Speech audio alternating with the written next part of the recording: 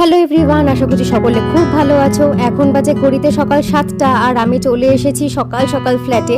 আর এসে যাকে আদর না করলেই নয় তাকে মন ভরে চটকে বেরিয়ে পড়েছিলাম।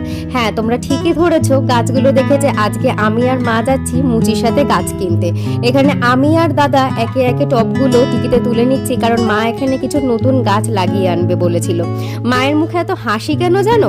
কারণ যে জায়গাটা যাচ্ছি মানে মুচিসা, সেই স্কুলের কেমিস্ট্রি সাবজেক্টে দিদিমণি আমার মা, আর ওখানকার বেশিরভাগ নার্সারি আমার মায়ের ছাত্রদের। দেখো, তোমাদের সাথে কথা বলতে বলতে পৌঁছে গেছি নার্সারিতে। আর এই নার্সারিটার পিছনে একটা মিষ্টি গল্প আছে।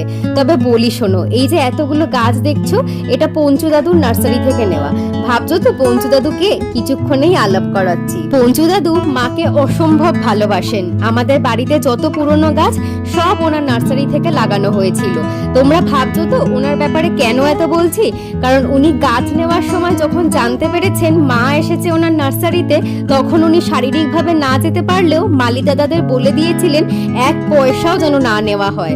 আর যেটা আমরা গাছ গাড়িতে তোলার পরে জানতে পেরেছি। প্রথমে খারাপ লাগলেও আমরা ওনার এই উপহারটা ভালোবাসা স্বরূপ গ্রহণ করেছিলাম। এই যে সাদা জামা পরা যে মানুষটিকে দেখতে পাচ্ছ, উনিই হচ্ছেন আমার পঞ্চু দাদু আর আমার মায়ের কেমিস্ট্রি ল্যাবের অ্যাসিস্ট্যান্ট টিচার। উনি সুস্থ থাকতে আমাদের বাড়িতে ওনার ক্ষেতের টাটকা শাক সবজি ফল সব নিয়ে বহুবার এসেছেন। আর আজ আমরা এসেছি ওনার সাথে দেখা করতে। আর যখন দেখেছি গোপাল সোনারা আছে, তোমাদেরকে দর্শন করাবো না তা কি করে হয় বলো? গাড়িটার অবস্থা দেখো। আমি আর মা মোটামুটি একটা গার্ডেন গাড়িতেই তৈরি করে ফেলেছি। বাড়ি ফিরেই সবার আগে পুজো দিয়ে দিলাম। আর এই হচ্ছে আমার সাধের ব্যালকনির কিছু সদস্য।